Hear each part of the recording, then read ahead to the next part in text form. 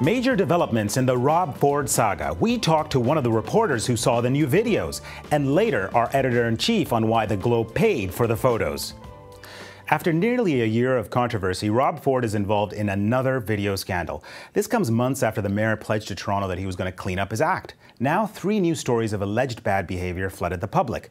One involves an audio recording obtained by the Toronto Sun. It purportedly captures an intoxicated Rob Ford at an Etobicoke bar using threatening, misogynistic, and homophobic language.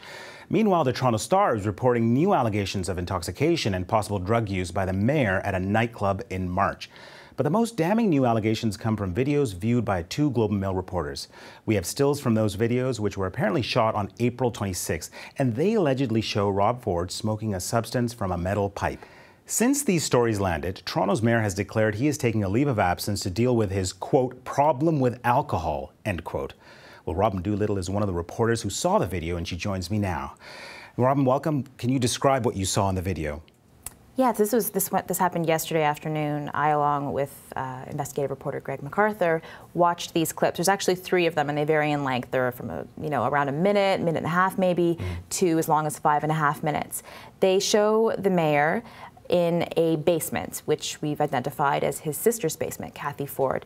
And in the background, you can sometimes see Kathy sitting there, or a guy that looks like Sandro Lissi. Alexander Sandro Lissi, of course, is the mayor's friend and driver and alleged drug dealer, alleged extortionist.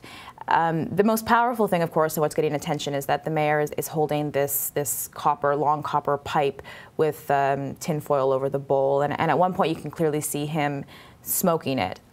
He's moving around erratically in the footage. He's shaking his hands involuntarily and sort of bobbing back and forth. Can you explain how the Globe and Mail obtained these stills or came to see these videos? Yeah, I've been speaking with these individuals who contacted us since the weekend, and it's kind of this back and forth that we've been having. And yeah, yesterday it kind of came to a head. We're being really careful about how much we say around that early interaction, because it's a dicey situation, sure. I guess. These are individuals who describe themselves as crack and heroin dealers, and they allege to have dealt drugs to the mayor, or at least the one has alleged to have dealt drugs to the mayor over the last year. What concerns did you have about the legitimacy of these video clips?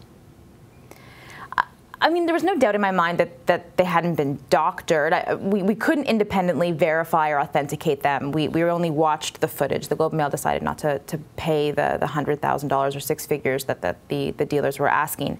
But because they are so long, the idea that you'd be able to go in and doctor, roughly maybe as much as 8 minutes of footage that was shot, just a few days ago, or appears to have been shot just a few days ago, I think is questionable. It's very clear that this is Mayor Rob Ford. There's lots of moving parts, and some of the footage he's seen alongside his sister, Kathy Ford, who is an admitted drug addict.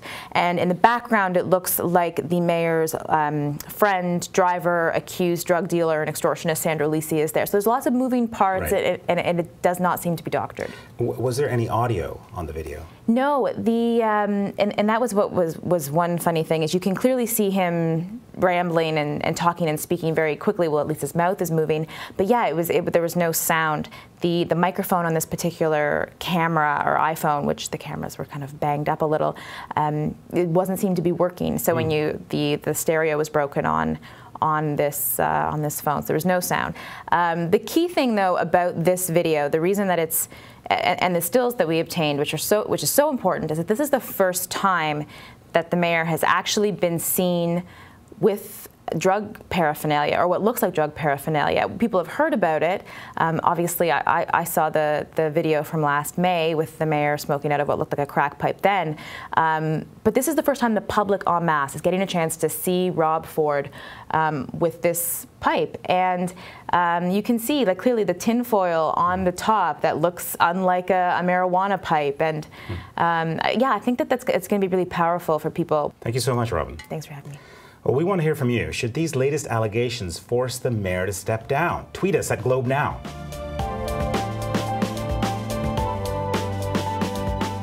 It is no secret the Globe and Mail paid $10,000 for screen grabs of the latest Rob Ford videos. Well, David Walmsley is our editor-in-chief, and he joins us now. Welcome, David. Good morning, Affan. Talk me through the decision-making in terms of buying these photos. Well, as I said publicly earlier today, the challenge for the Globe was not wanting to be in the situation that the country finds itself in today. The mayor of the largest city in the country, who was seen on video looking like he's taking crack cocaine. We had a public duty to properly scrutinize the mayor's behavior, and we felt it was important that we highlight, with the evidence, the example of the story that we then ran today. Now, we're talking about the screen grabs, but there is a video that is at stake. Was there any offer of buying the videos? Yes, there was, and we couldn't agree to terms on that, and we declined. Just out of interest, why did the Globe and Mail decline? We declined because of the value and because of the sense that the people that we were working with had probably other motivations far beyond the simple distribution of a video. We felt we could tell the story by showing the image. We didn't feel we needed to get into the depths of showing many minutes of the behavior. We just wanted to show the emblematic behavior. How much did you wrestle with the fact that these videos came from someone who is an admitted drug dealer? Yeah, it's far from ideal. It is not the natural habitat of the Globe and Mail to speak with admitted drug dealers, and it's a pretty unpleasant experience. I would say, though, that it's the mayor's behavior that has taken the Globe into that world, and as a result, we were forced to work in that world. Oh, this has gotten a lot of reaction, including from our readers. So let's look at some reader comments. Here's one. Why didn't you buy the videos and hand them over to the police? That's a common question, and one that's often asked of people who aren't journalists. It's very important that the journalistic position be one that is neutral. We are not agents of the police. We are not agents of the state. We cannot be in the middle of a discussion in which we then take material and subjectively or objectively hand material to authorities. We are there to do journalism, and we're there to highlight what we see are important aspects of this story, or indeed any story. We cannot be agents of the police. Interesting. Here's another question. Hello, checkbook journalism. Ford is bad news all around. Agreed, but this seeds a whole new field for blackmailers and extortionists, a golden example of a journalistic catch-22. It's a great question. I have reservations about and concern about the fact that there is money changing hands to get material. But what I can tell you is that there was a requirement for us to be able to prove our journalism. It is clear in this specific story over the last 18 months that there has been a deficit between the public trust and the journalism that has gone on before, where people will not take the word of the journalists. And as a result, it was incumbent upon us and our public duty to show the material. And the only way we could get the material was by purchasing it. And I was transparent in explaining exactly that A, we did purchase it, and B, we didn't enjoy that process. But fundamentally, the public duty was overriding, and the public interest defense forced us into that position.